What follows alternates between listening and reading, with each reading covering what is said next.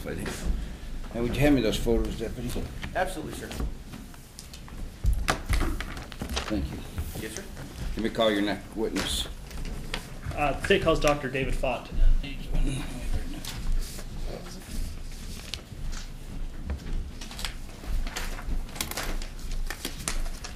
you solemnly swear that the testimony you're about to give will be the truth, the whole truth, and nothing but the truth, so help you God, and under pains and penalties of perjury? You may be seated, sir.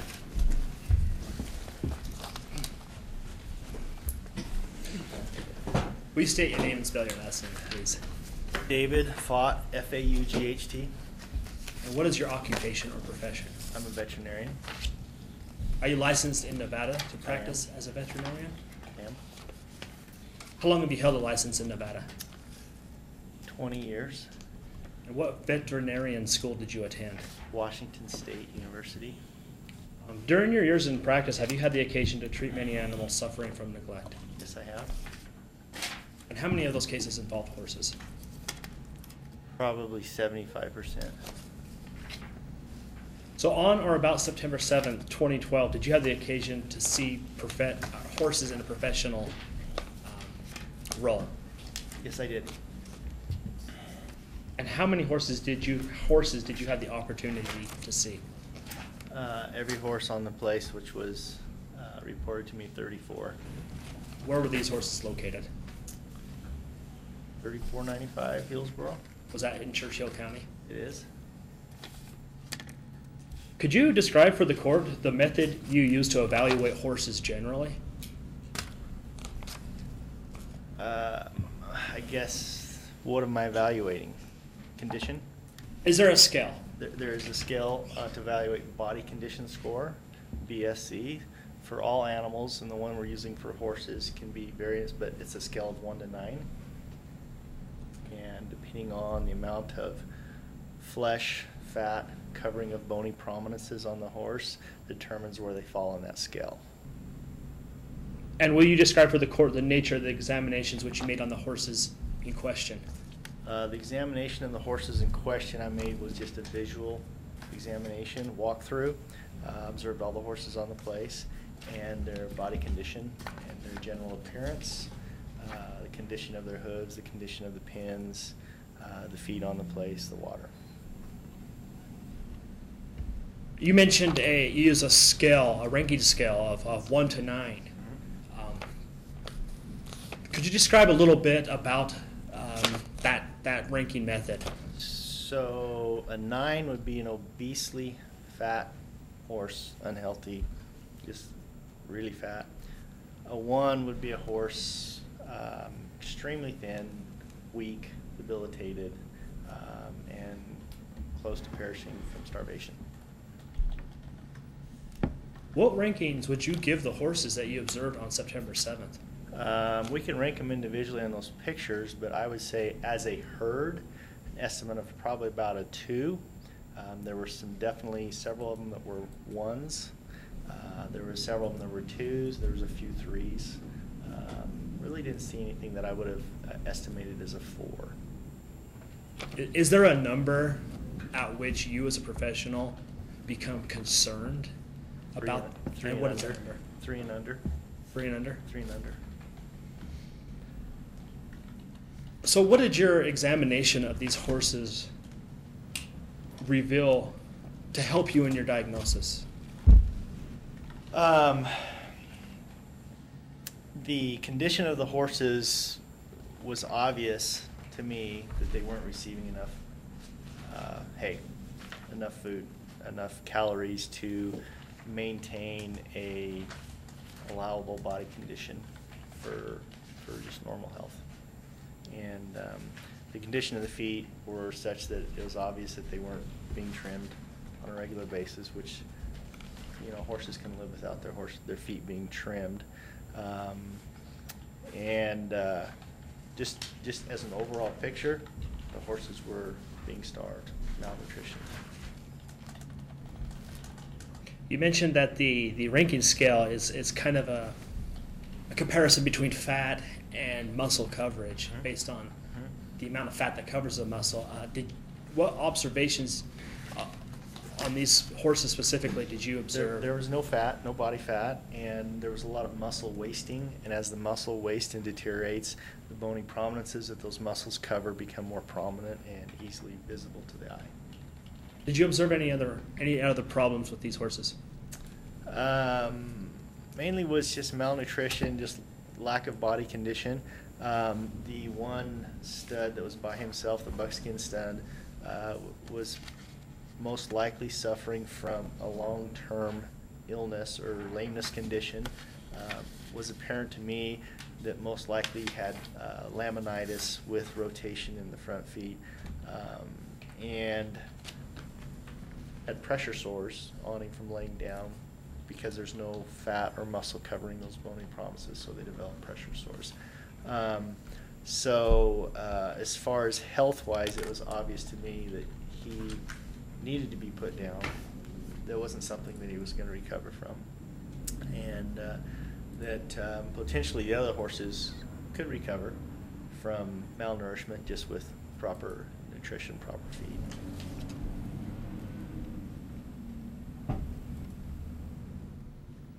How many horses did you observe kept in the corral areas?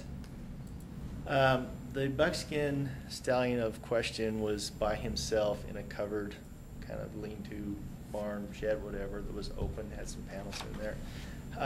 And then right to the east, headed east of them, there were probably 4 or 5 divided pens as in the States. And there was one panel in the front, and then there were 2 panels long and then a panel behind them. So I would estimate some of them panels were maybe 12-footers, but anywhere from 12 to 16 foot is the normal length of a panel, so 12 by 24 or 16 by 32 in depth. And most of those had a minimum of 3 horses, ranging from probably yearlings, 18-month-old horses, up to 3 5-year-old horses. So some of them were younger horses.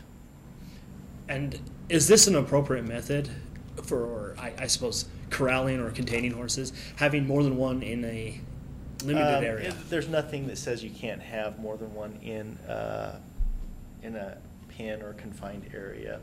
I think that's a husbandry choice of the owner and practice of theirs, but there's no set standard that it's detrimental to the horse to have more than one in a pen. So what in particular can happen with the horses when you put too many in the same pen? Well, when you get too many horses in the same pen, there is a hierarchy among the horses in a herd, and so you'll have dominant horses and less dominant. They follow a pattern, and so one horse may become more dominant in getting the feed or the water, and fight off the other horses. And so sometimes it's hard to control how much if the horses are getting sufficient feed with each other if there's more than one horse in a pen. So sometimes you have to separate them to get that. But in general, 12 by 12 stalls is sufficient for one horse, but those horses are usually taken out and allowed free choice exercise during the day for some period of time and then put back in a stall. So it can vary. Okay. So for horses, generally speaking, when a person has a horse in a corral, is it correct to assume that they take them out of that corral? They turn them out? No. Did you observe any halters or lead ropes on the premises? No. In your opinion, had the horses been turned out? No. Taking you back to your skills with these horses, how much feed does a horse need? Well, kind of a baseline for horses. A horse is going to eat probably between 20 and 30% of its body weight a day in dry matter. So if we take an easy number, we take a 1,000-pound horse. That horse, for maintenance, for normal body maintenance in what we call a thermal neutral zone, meaning it's not excessively cold or excessively hard, and the horse isn't being worked hard or used hard, is going to need between 20 and 30 pounds a day for maintenance of hay, forage, dry forage. And depending on the quality of the forage will determine if you need to feed more or less of that. And depending on the age of the horse and the condition of the horse, whether he's sanded, whether he's got bad teeth, whether he has parasites, all these factors play into it, how much you'll need to feed the horse. So that's a good estimate to start from, but most of the time you feed according to the eye. If they look thin, you feed them more. If they look fat, you feed them less. Okay. And how much feed did you observe on the location? How many bales? I thought there was 12 bales. There was 2 piles, about 6 bales each, and which were probably roughly 12 bales of hay. Did you observe any other feed, perhaps in the pasture? No, there was no other feed on the place that was for horses, that unless it was in the barn, inside a building or something like that. There was no feed on the quote-unquote pasture. I call it a dry lot. Okay. Could the horses have roamed elsewhere in search of No, food? they were confined. They were confined. So for 34 horses, what is the minimum recommended amount of food required just for maintenance? Well, that would be based on weight. So most of them horses, if they were in a body condition, say a 4, most of the adult horses there would have weighed about 11 to 1,200 pounds. There were some younger horses that would be lighter than that. But on average, if we estimate 1,000 pound for the horse, there's 34,000 pounds of horse flesh there. At 10% would be 340, 20% would be 680. So at least 680 to the next step up to 30% would be 680, and 340 would be 1,020, something like that, 920. So the hay that she had on her place was 3 twine or 3 wire bale of hay. Most of those are going to average between 105 to 110 pounds. They can go as light as 80 pounds, and they can go up to 130 pounds. But most people that put up hay put it up around 105 to 110 pounds a bale. So at 12 bales of hay, multiply out by 100 pounds roughly, 1,200 pounds of hay, and you need, I say, almost that per day just to feed those horses for maintenance. So how many bales of hay per day? Well, if we need 1,020 pounds. I'm asking you to do some math here. Yeah, I yeah. apologize. I would say, I'm only looking for 10 to averages. 10 to 12 bales of hay a day for maintenance for the horses that were on the place. If they were in a body condition score of, say, 4, now that they're poor, they're going to require more than that to gain.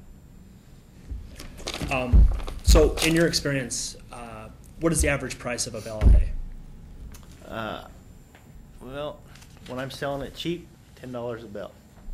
But it ranges up to $16 a bale right now. Between 12 and 16 is the going rate right now. So on average, 34 horses would require $160 worth of feed per day. Yeah.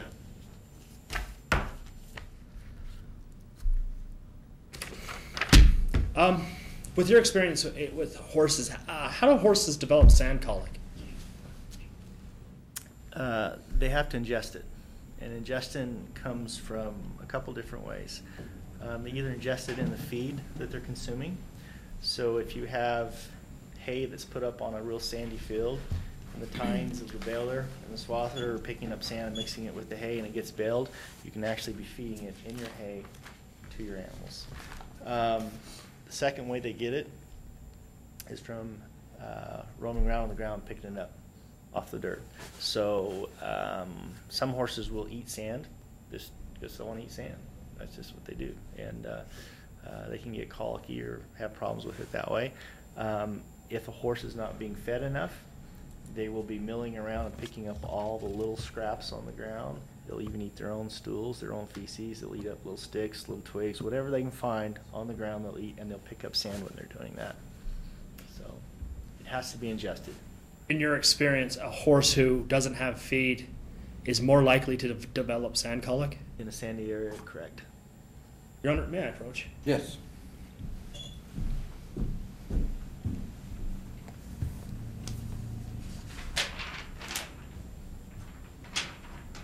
I'm showing you what's been marked as Exhibit D. Can you describe to the court what it is that picture shows? Well, there's two horses here. There's a little paint horse here that's got some long hooves, and the other horse is long but hasn't started curling up or anything like that. So I don't see the upper bodies through the panels, but just looking at the feet there, we have some extremely long feet. And based on your experience as a veterinarian, what's the problem with that? Well, just lack of trimming. And I happen to be a horseshoer too, so it's just time not being trimmed. Does it cause any other problems with the horses if their feet aren't trimmed? Doesn't cause any problems with nutrition. Doesn't cause any problems with eating, especially confined in a small pen like this where they're being fed. So eventually it will cause problems with the feet. It's cause laminitis and founder and lameness. And if that lameness is severe enough, then it becomes a draw nutritionally on the horse and they can get poor from it. So it's an issue Long term. if the feet aren't trimmed. Correct. Okay. I'm showing you what's been marked as Exhibit O. Can you tell for the court what it is you see there? This is the dry lot in reference to what we've been talking about, and at one time I'm sure there was vegetation, cattails, and saltgrass probably on this piece of dry lot here. The pond in reference to irrigation runoff, in my opinion, is a stagnant drain pond. It's not in a real sandy area, it's in more of an alkali, low-lying area. That's why it's not draining, is because the alkali doesn't drain like the sand does. And so it accumulates the salts and the alkali in there, so if we were to test this water, probably the alkalinity would be very high. Horses are very unlikely to drink this water unless it's their only source. So without testing the water, it's hard to say what that water contains. Okay. But potentially it could be bad for them.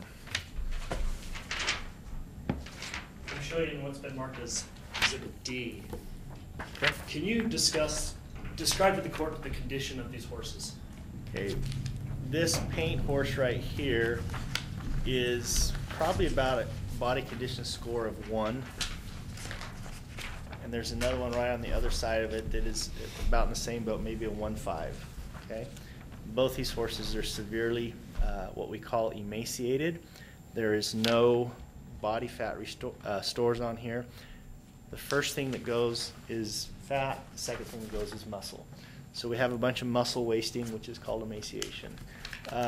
So they're digesting their own body, trying to maintain life. A horse can live quite a while on water alone. They can go without feed for a long time until they digest themselves. So this is just an apparent of lack of groceries, lack of nutrition, lack of calories. Okay. In your opinion, has this horse been neglected? When I look at this horse, first thing I want to do is ask a question: is how long has it been in this condition?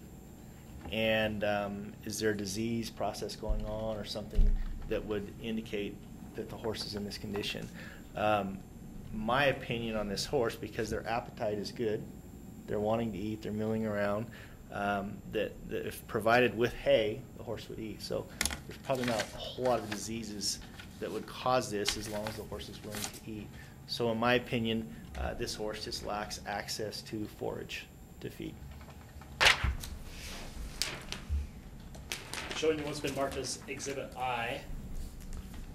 We described at the court what it is you see there. This is the buckskin stallion that was housed in his own pen. And this horse's feet were very long in the front, very lame in the front. When this horse stood, he tried to bear most of the weight on the hind limbs, and he would stand to probably move around a little bit, but he was, I think I was on the place for approximately 30 minutes, 35 minutes, and in that time he was up once and down most of the time I was there. But this horse's body condition, definitely a 1. With proper veterinary care, probably would not be able to reestablish a level of mobility in the front legs that would allow this horse to live a comfortable, reasonably comfortable life and maintain his body weight. So I think this horse has 2 issues. One is the most severe is the laminitis and founder in the front end, is why I recommended that he be euthanized as soon as possible. And secondly, whether or not it's from lack of groceries, this horse's pen had a lot of hay laying around in it. Looked like he had a lot of access to feed, like he was getting fed a lot more than the other horses, but his body condition was still severely emaciated. And so, in my opinion, he needed to be put down soon.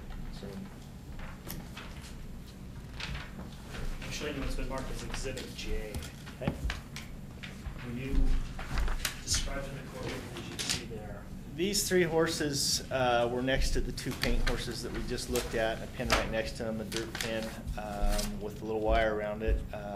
The dark horse would be on your right and my left is probably a body condition score of a 1-5. You notice the ribs, you notice the hips, the tailbone, the backbone, very thin. All 3 of these horses were extremely thin. And they're willing to eat. They're looking for food. They're willing to eat and everything. Every horse that I observed on the place, all the water troughs had water in them. They had access to water, but there was no feed in the pens or no feed in the feeders.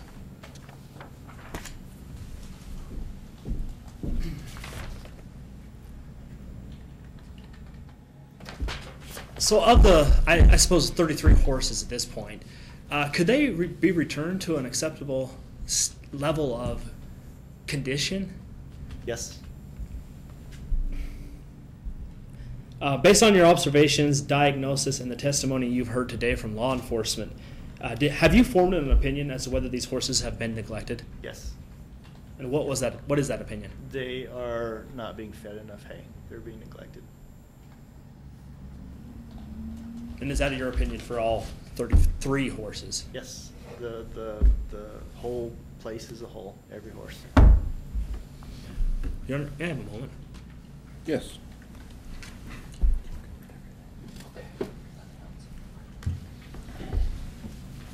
John, I have no more questions.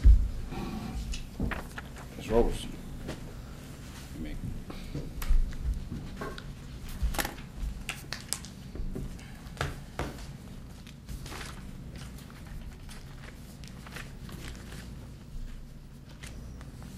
Who developed the body condition scale that you used? The one that I use, the scale 1 to 9, I can't remember the name of it, but it's one we use at the BLM corrals that the government uses.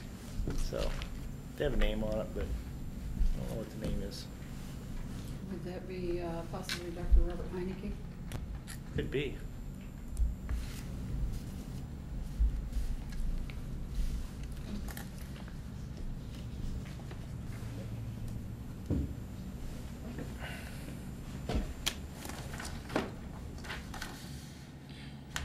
What would be a horse in a scale of 4? A scale of 4 would not have your hip bones, your pin bones, your ribs sticking out. You'd have a pretty smooth appearance to him. Wouldn't have much fat on him, but he'd have a pretty smooth appearance to him. Wouldn't have a U-neck, wouldn't have a prominent withers depending on the breed. So there's variation there, but it'd have a much smoother effect. And you stated that there were no 4s on the property. I think there was maybe 2 horses that might have been pushing a 4. Which 2? Oh, show me the pictures. I'll grade them for you. I don't have pictures of all of the horses. They've not all been, pictures of all of them have not been provided. Okay, so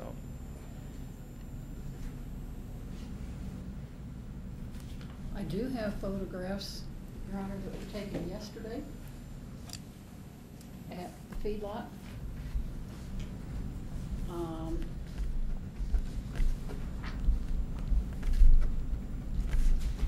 They are at a bit of a distance,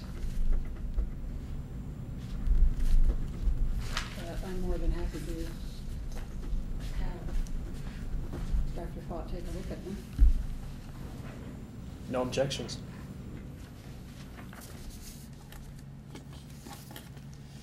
You have to have them marked, ma'am. Anything you, I don't know if I can speak freely. I'm sorry? you're gonna have to have the clerk mark them, anything you're going to in reference to. I was in the pen with them this morning looking at those horses. Okay, well then you can, I seen them all. go ahead, have them marked. Let Mr. Wynn look at them first, and then, let Mr. Wynn look at them first. Thank you.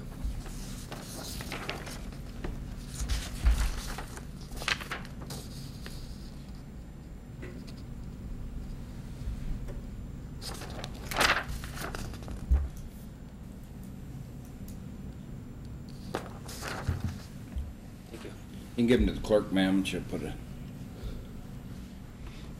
identification on each of them, so we can, as we speak about it, we can. There's a copy of the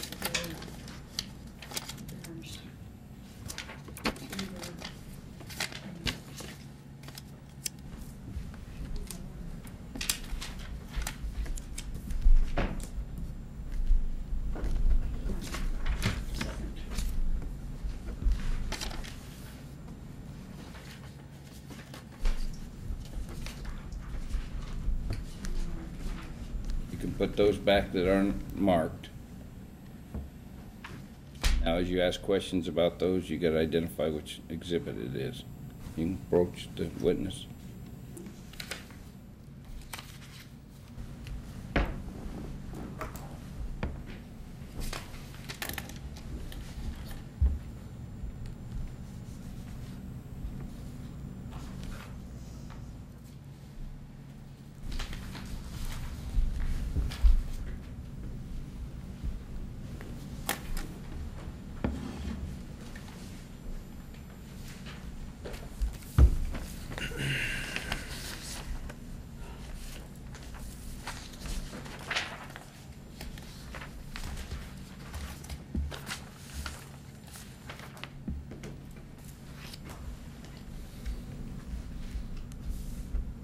Go ahead with your questioning, ma'am.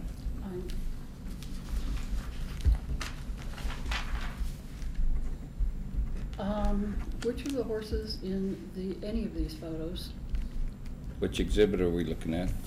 1, 2, and 5, I believe are the numbers? 3, 1, 2, and 3. Sorry, couldn't read it. Which one do you want to talk about? 1. You have one there, sir? Yes, I do. Yes. Go ahead. Go ahead with your question. Okay, there's 3 photographs on that page. Can you tell me which horse in those photos appears to be very thin? This photo's too far away and too small. I can't see it. And photo 2? Can't make anything out. And 3? Same photos, can't see it. I figured.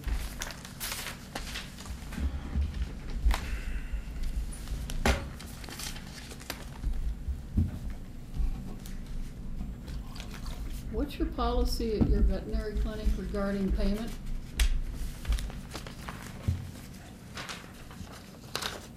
Answer it? Yes. Okay. Policy at my veterinary clinic as far regarding payment for services rendered. Yes. Pay at the time the services are rendered. If you have a good billing arrangement with us, you've paid your bills in the past on time and paid for your services.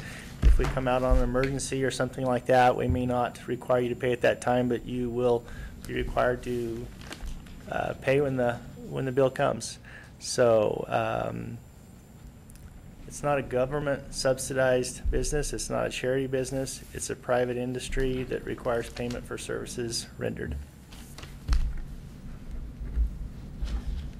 So if a horse owner has not used you much in the past or more recently in the past, or has had a billing disagreement with your office, you would require payment in full before you would see a horse that was in need?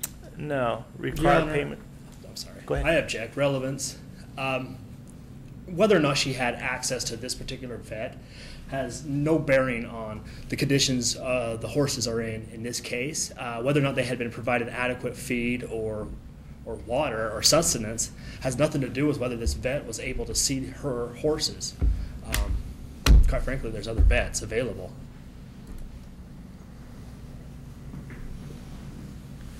Do you have any response to that? Yeah. To my knowledge, there is no other vet in this town. That's been the case since I moved here originally in 2001. I know of no other vets. Is that correct? No, there is another vet. There's another equine vet only on the highway.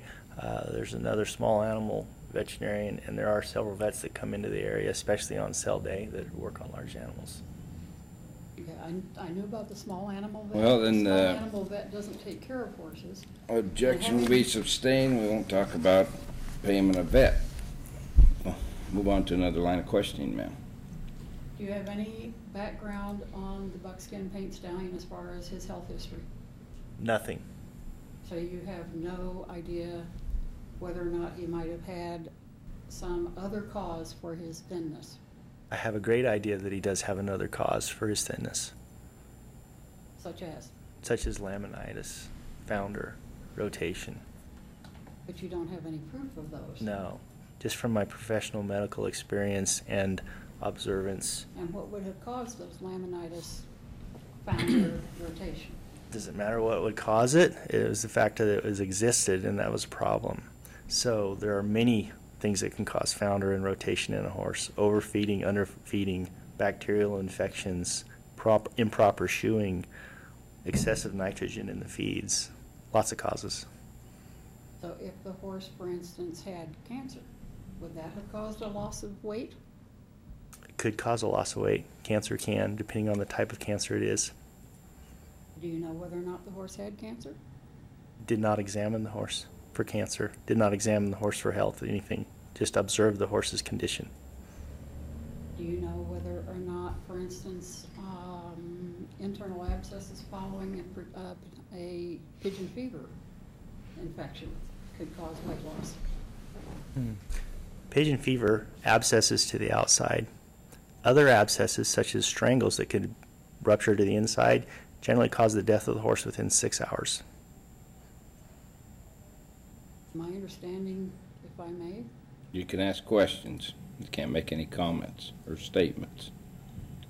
have you read the article posted on the American Association of Equine Practitioners regarding various causes for weight loss, including internal abscesses from pigeon fever or strangles? Okay. Non-ruptured abscesses put a draw on the horse that can cause thinness. Ruptured abscesses, especially internal, will cause septicemia, septic shock, and death within 4 to 6 hours. So an unruptured abscess, an existing unruptured abscess could cause weight loss. Yes, it could. And you don't know whether this horse had any of these? Don't know. All I observed was his Did you feet. do an autopsy on the horse after you put him down? I didn't put him down, but no, it wasn't done. So we don't know what any underlying cause might have been. When you use the word might, yes, I do. Might have been that he was severely foundered and rotated. Could the horse have had Cushing's disease causing No signs of abscesses? Cushing. Horse is very young. Excuse me? I said no signs of Cushing. The horse was fairly young. How old was the horse? When I mouthed the horse, his teeth put him in a range of 6 to 8 years of age.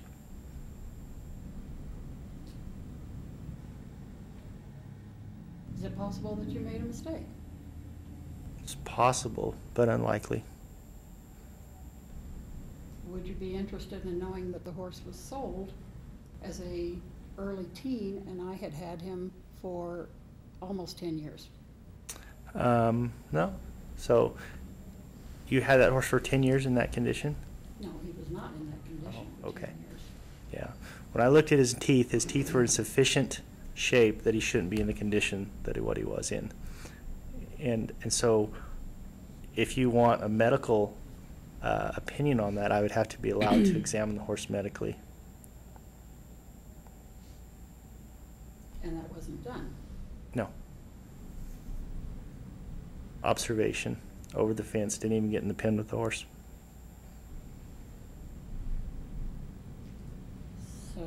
did not do a hands-on body condition scale evaluation of the horse.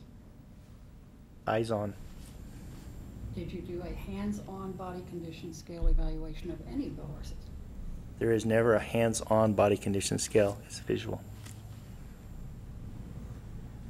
Have you read the article recently from Dr. Heineke that said it is mandatory for hands-on evaluation for that scale to be used accurately? Standard practice is that you can visually observe an animal and grade it. Have you read the article from? No, I have not. From the developer of the No. scale saying hands-on is necessary for it to He be answered accurate? the question you asked and it's been answered. Move along. He said no. Go ahead, ask your next question.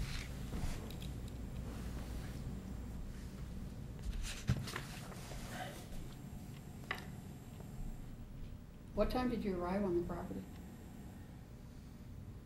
Somewhere between probably 11 and 11:15, 11 and 11:30, somewhere around there. And you testified that you were there for half an hour? Maybe half an hour, yeah. 35 minutes, something like that.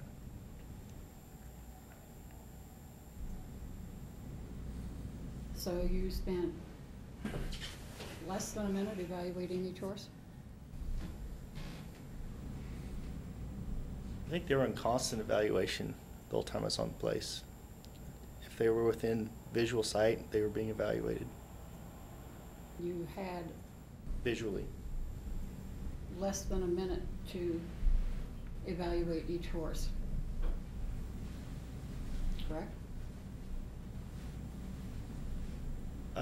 I had as much time as I wanted to evaluate each horse visually. You recommended immediate euthanization of the buckskin paint stallion? Yes, I did. You did not do that at the time? No, Why? I wasn't there to euthanize the horse. I was asked to observe the horse, observe the condition of the horses for the sheriff's office, not from you. Yet you recommended immediate euthanasia. Did you attempt to get permission to do that from either the sheriff or myself? No, I told the sheriff that this horse should be put down as soon as possible. Pretty evident that the horse didn't come to that condition within the last 24 hours. He'd been that way for quite some time.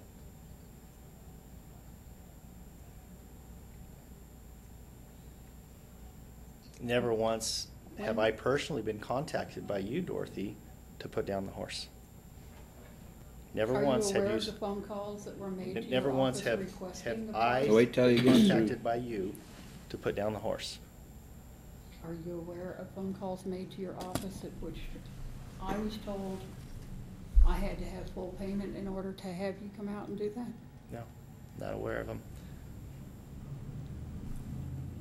You're not aware of those phone calls from a month earlier? No, I'm not aware of them. Asked and answered. Let's move along.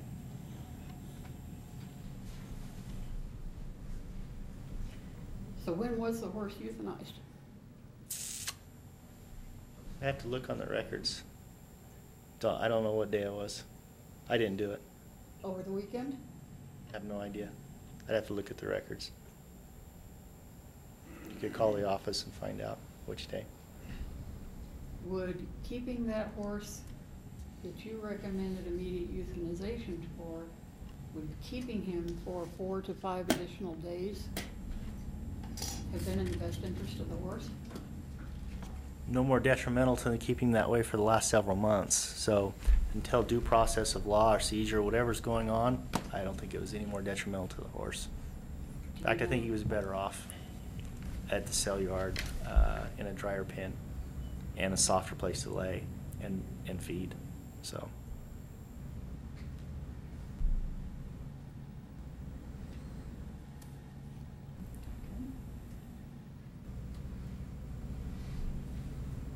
You stated that horses require 20 to 30% of their body mass, body weight.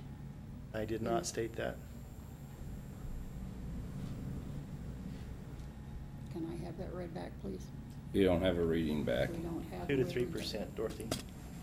I'm sorry, but you said 20 to 30. What size is the average cutting bred horse? What breed? Quarter. Quarter? Right. Smart Little Lena? Smart Little Lena would be a good example. Okay, probably 1,050. Would it surprise you to learn the Smart Little Lena is barely No. 800? No. Let's get to a question, not facts and arguing with the witness. Let's just get to the question.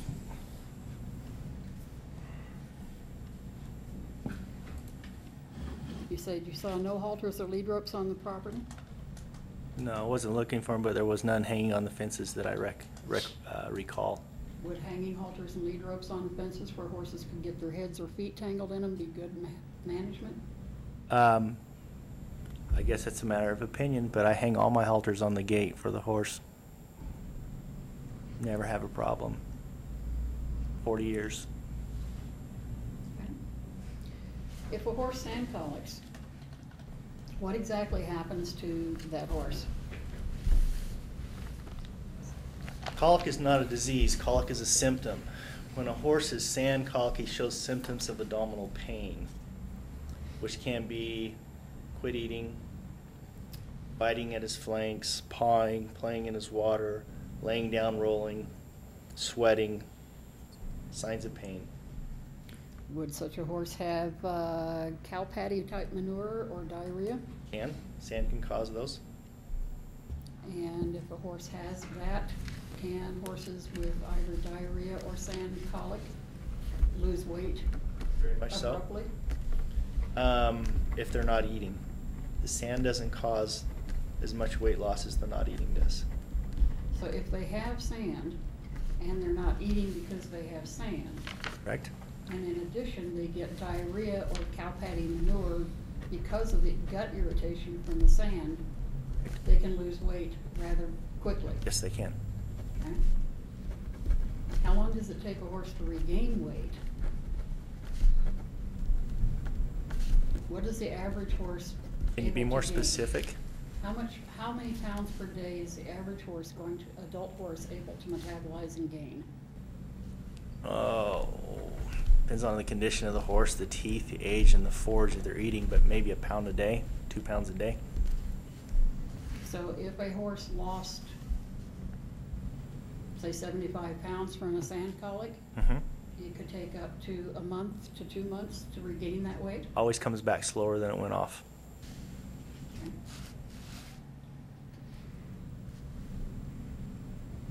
If a horse has lost weight or is in a weight-losing metabolic state, how long does it take to turn that around to a weight-gaining state?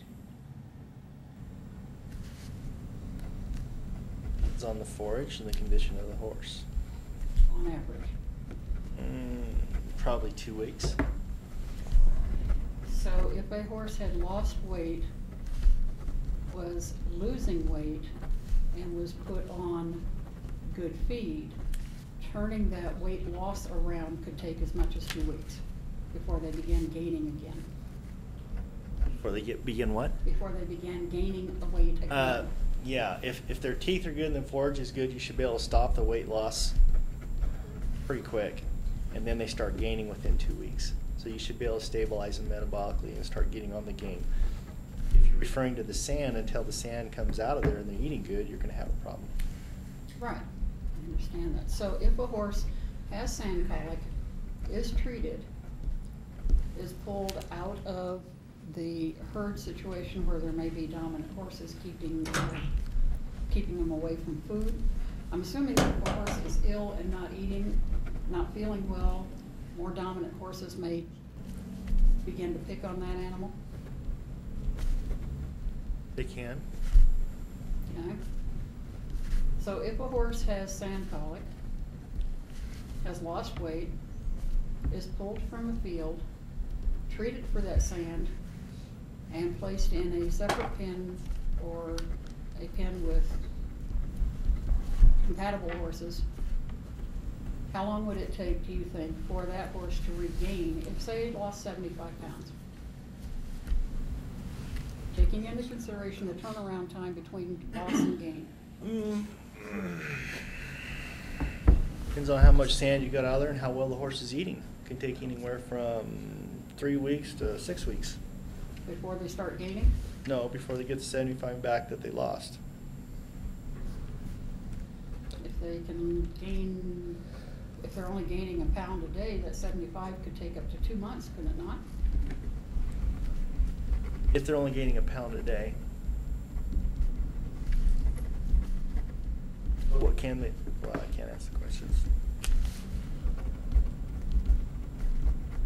So if someone had a horse that had sanded, treated that horse, put that horse in separate feed situation and was feeding heavily,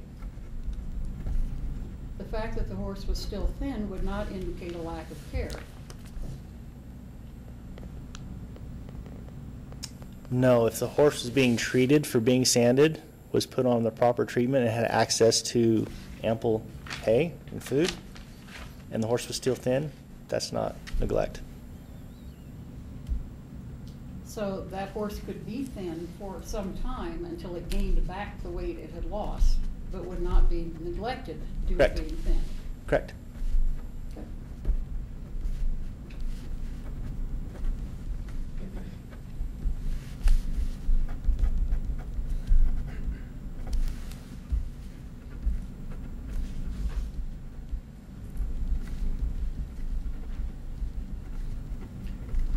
Apparently the dark brown mare in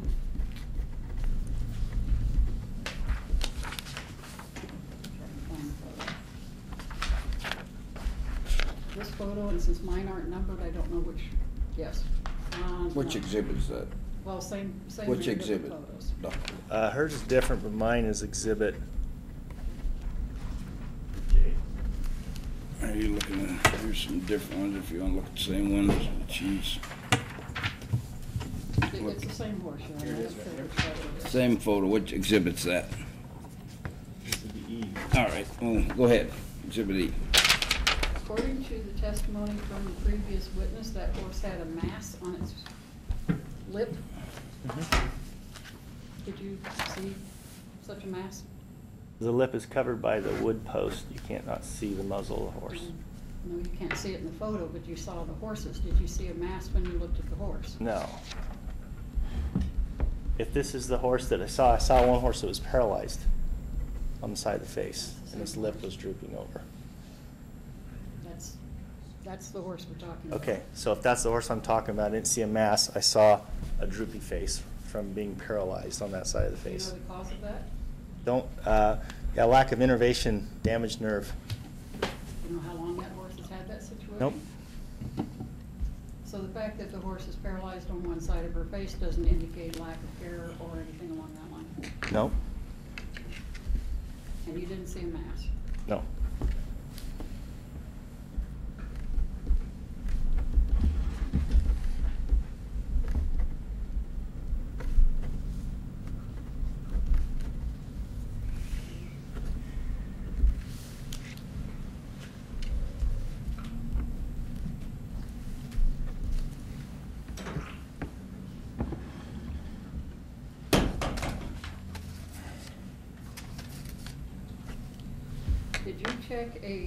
Did you look at a brown and white Tobiano colt, 3-year-old colt? It was in the pen, would have been in the pen in front of the buckskin paint stallion. Yeah, I looked at all the horses in those pens. What would you have rated him? You'd have to show me a picture. You don't remember the horse? No. Okay.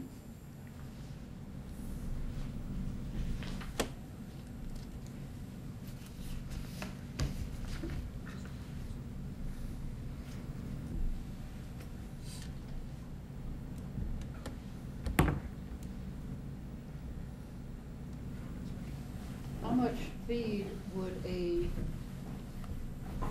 yearling, cow horse bred out of a 13-2 hand mare and sired by a 14-hand stallion? How much feed would you expect a yearling from that? What's he weigh? 650? 650? So probably, do you have a calculator? Anybody? Your Honor, I object. This is calling for speculation. It's not based on facts and evidence.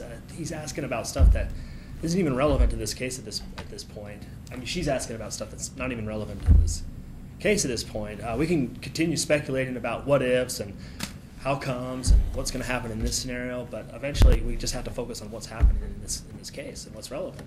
And none of this is relevant. Objection sustained. You're asking the witness to speculate. It's not relevant in this case.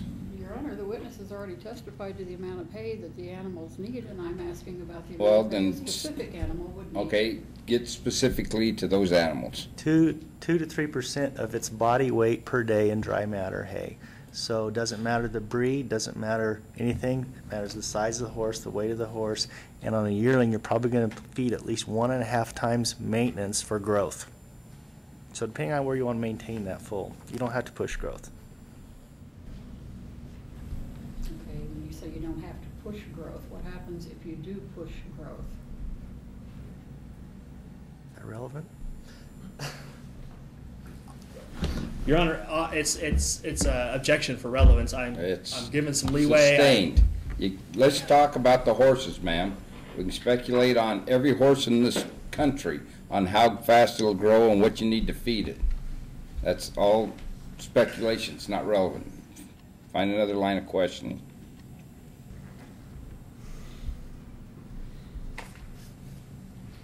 Okay, no. That's all. This witness excused? I have nothing All right. based on that. Thank you for your time today, Doctor. You're excused. Any more witnesses by the state? No, Your Honor. The state rests. Mr. Robertson, is there any witness or testimony or evidence you wish to present today? You will have time to do a closing argument.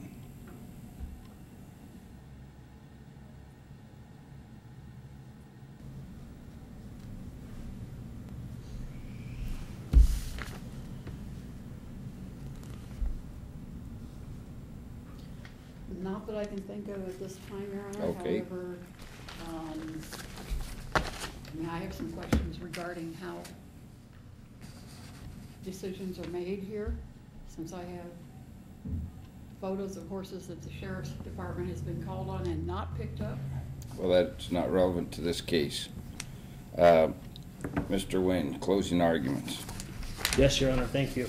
The question we need to ask ourselves is it more than likely the horses have not been fed, have not been provided enough sustenance and water? Under the statute, NRS 574.100, it's neglect when a person deprives an animal of necessary sustenance, food, or drink, or neglects to furnish it such sustenance, food, or drink. The standard is fairly low. The idea behind it is that this case is entirely about the care of the horses. What's best for the horses? The horses obviously are not doing well based on the evidence presented. They're suffering, and consequently, they have been neglected because of too little feed. You heard from Deputy Bell that she had been reported and discussed this situation all the way back in July. She was on fair warning. She had noticed that something had to change with these horses. You heard testimony from Deputy Habinez that the initial call, the investigation, led him to conclude that yes, these horses are neglected. And in which case, you heard from the vet say that in no less than definitive terms that yes, all 34 of these horses, 33 excluding one that's dead now, that they have been neglected. You know, the statute is designed to protect the animals, and we just don't see evidence of that, and the state has met its burden of evidence, has provided a preponderance of evidence, meaning it's more than likely that these horses haven't been fed. And with that, we ask that you make a determination with regards to what's best to these animals, what's best to these horses. It's the state's position that returning them to the care of the respondent, Miss Robertson, is not in the horse's best interest.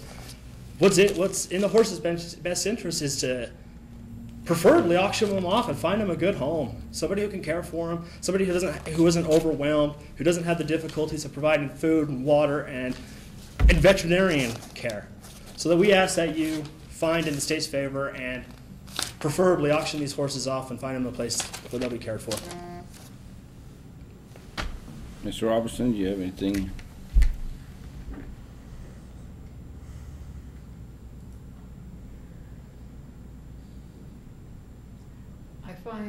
I find it interesting that the accusations here in the newspaper, in the news media, is that I have neglected my animals. I've not been charged with that. And as a result of not being charged, cannot obtain legal counsel.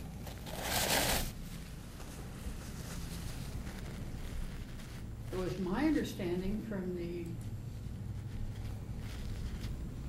form that I was served on Sunday that whatever day it was, that this hearing was to determine what was to be done with my horses. It was not to determine whether or not they had been neglected. And essentially, it looks to me like the DA has attempted to try me without charging me.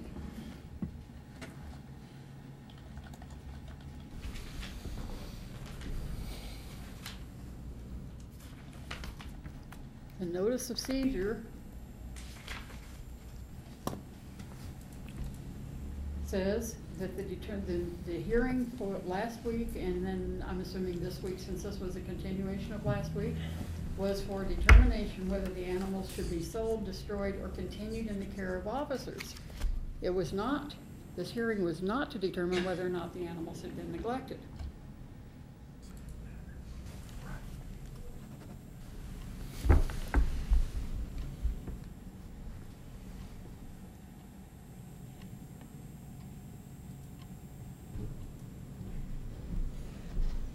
So it's a little difficult for me to know exactly, I mean, we're accepting testimony from officers who say they have no horse experience and no training, that they're not horsemen.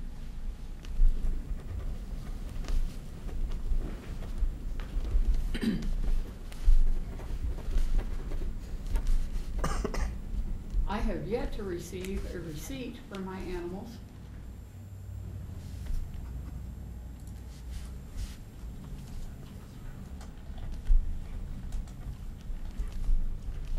I have a list of animals on the notice of seizure that doesn't even accurately describe them. It includes a gelding, and there were no geldings, so even the brand inspector apparently can't describe these animals.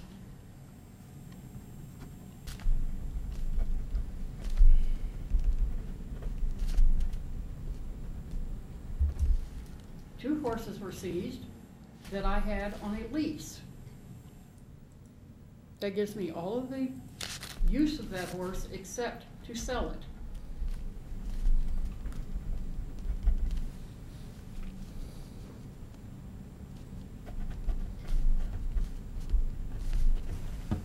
Anything else?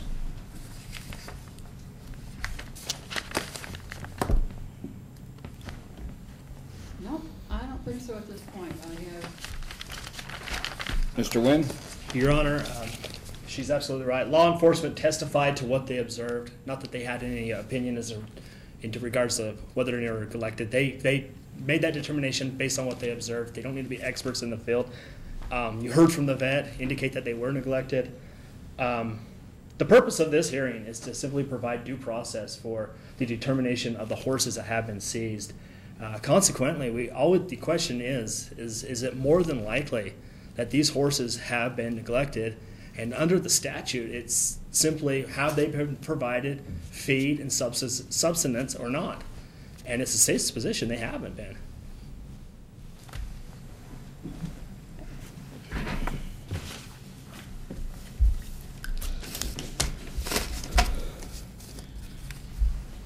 Well, after listening to testimony and reviewing the evidence that was presented here today, hay on the property, there was water on the property for maintaining the horses.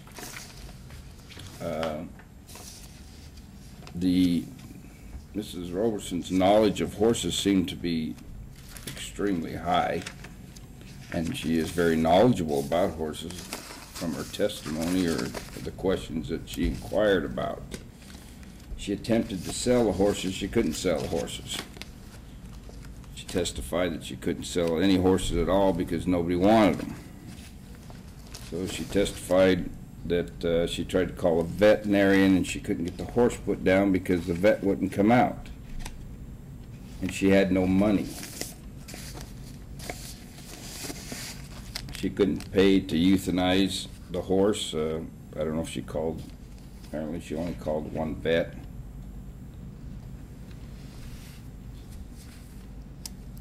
So with her vast knowledge of all the horses and what needs to maintain horses, and the testimony from the Dr. Fott, that's obviously highly trained and knowledgeable about horses and is a horseshoer himself, and see what happens to horses for not feeding them enough. In some instances, if a dominating horse is there, he will move the other horse out of the way and eat all the food and leave the other horse with nothing, which should be observed by the landowner or the horse owner that this horse needs food. Court feels that the horses, Mrs. Robertson's overextended herself and cannot afford to maintain the horses to the level that they should be maintained to keep them alive. And for that, the court's going to order that the horses be either given to the Northeast Horse Rescue after payment has been made for storage on them, all except for the 2 horses that are under lease. And the court's going to order the sheriff's office to figure out where these owners are to release. Go ahead. Your Honor, if I may be of assistance, we were able to contact the owners of 2 of the horses who said that they do have an interest in having the horses All right. returned. We have a copy of the American Paint Horse Association, a certificate of registration describing the horses, and if you All like, right, if they will come forward and if they show the proper paperwork to you, then those 2 horses will be released. If they don't come forward within, they will also pay for the storage of the horses. If the horses are not picked up and not paid for by storage, that means that whoever gets the horses, if the Northeast Horse Rescue comes and gets them, they will pay for the full storage. And if not, the horses will be sold at the next auction. Your Honor, we also ask that under the statute NRS 574.055, when the determination for the final disposition has been made, there is a lien for the cost of the care, and we'd also like an order for the reasonable cost and care of the shelter while they have been. Yes, that's what the storage, anything that the horses are sold for, to euthanize the other horse will be deducted from that for the veterinarian bill and for the hay of the horses. So for my understanding, if there is a difference between the amount that they are able to be sold for and the cost of care that was provided, does the respondent owe that? Yes. Thank you. Your Honor? Yes. My understanding from NRS 108.5 for board and care lien, that a board care provided has to be at the consent or request of the owner. I did not provide that, to have that request. I did not request that my horses be taken there or consent to them being taken there. The horses were seized. If you have any motions or anything appeals, you can file it with the court. In addition, Court's in recess. All rise. Thank you.